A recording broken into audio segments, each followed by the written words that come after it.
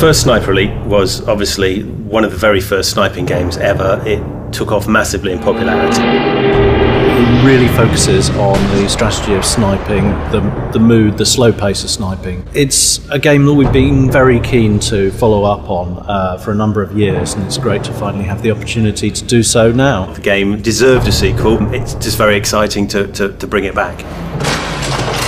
So where do you start making a sequel? I mean, this is a question we asked ourselves a lot. We wanted to make it more accessible to a more mainstream audience and use more of the current conventions in gaming. We knew there were certain things about the original game we wanted to make sure that we maintained the authenticity, the mood. See how we can make the original better, see how we can push the technology, and how we can make, combine those and make a really compelling game.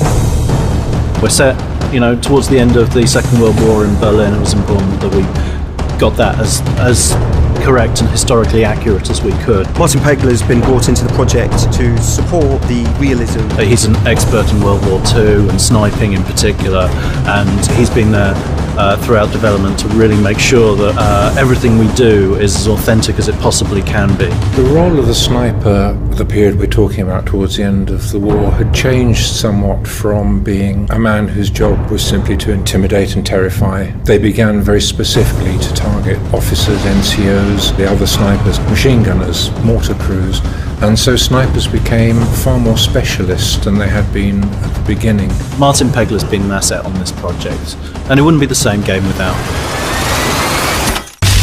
There were a number of design challenges we had to overcome in developing Sniper Elite V2, how to get the right balance of dealing with troops up close and the long-range shots, which are essentially what the core of the game is about. It's a sniping game, it's about long-range shooting. We work with a team of concept artists to make sure we're designing and working up the aesthetic of the areas we want. We need to work with our design team to make sure that there are long shots in there, that there are areas where you can be stealthy. Really just a variety of scenarios where the player can exploit the gameplay to its best and get the most satisfaction from the game. One of the main challenges we faced when making this game was retaining and maximising that sense of freedom for players. We had to ensure that all our level designs and all our mechanics kind of really fed into this sense of freedom to make sure that the players have a choice with every encounter of every level. This sense of freedom really feeds into one of the main goals of the project, which was realism.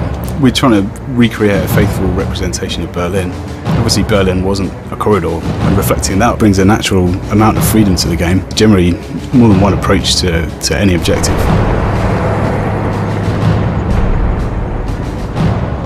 Recreating Berlin is a real challenge. There's a lot of diversity there, which is really exciting for us as an art team. So one of the most exciting things about Berlin is that it's destroyed, and I think anyone being confronted with a destroyed building or patch of destroyed buildings wants to explore it. And that's exactly what we allow in the environment, to find the best sniping possibilities, areas to be stealthy, and really make the environment work with the game's design. It took very experienced troops with a lot of discipline to be able to fight efficiently through those streets.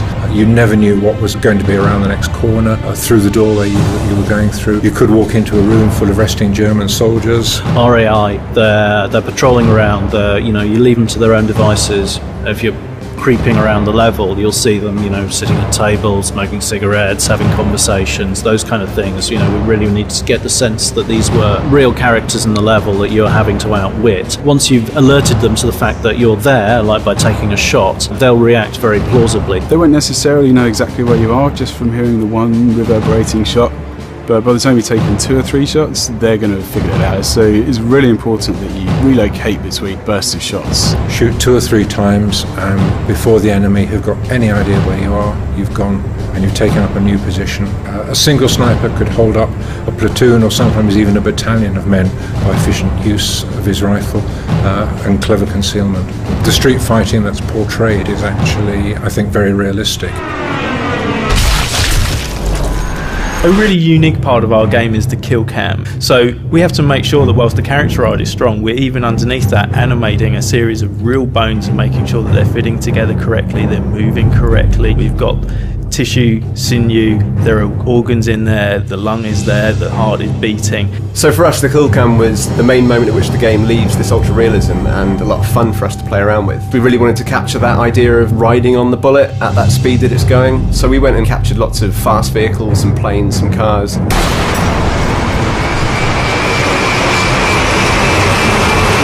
The second half, of course, being that bullet passing through the organs and the bones of its victim. We jumped in the recording room for a few hours, seeing what sounds we could get out of celery and tomatoes and melons and all sorts of different things. Then mixing them together and basically working out which organs they best represented and hooking them up accordingly.